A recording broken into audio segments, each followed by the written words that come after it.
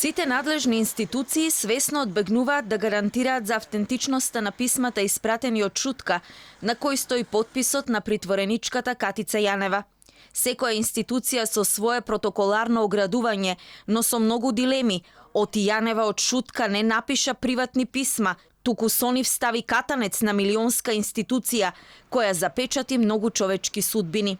Приказната со писмата почнува на 4 септември, кога во јавноста излезе информација дека името на Јанева стои на 3 писма, кои ден претходно стигнале до државниот обвинител Љубомир Јовески и до СЈО.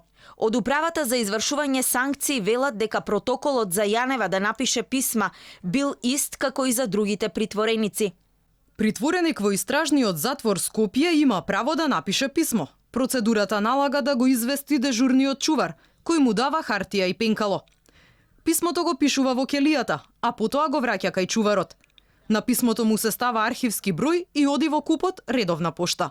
Но дали некој вршел притисок на Јанева? Сама ли била авторка на писмата или само ставила подпис?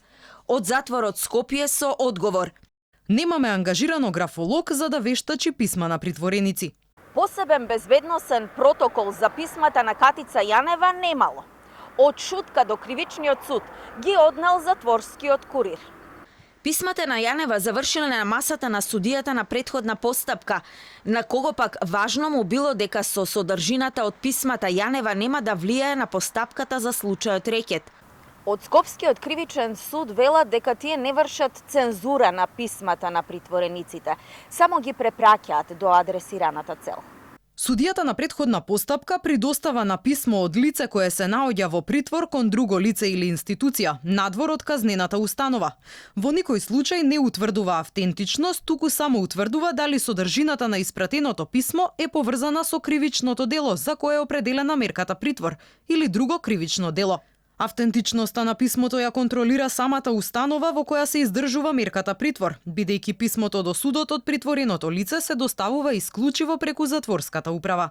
Писмата на Јанева за неполно денонокие стигнаа на посакуваните адреси СЈО и Државното обвинителство, но сега веќе испраќачот не е од келијата во Шутка, туку институција, и тоа Основниот суд Скопје 1. Содржината и изгледот на писмата на Катица Јанева засега се тајна, но беа причина за неполно денонокие да се затвори СЈО.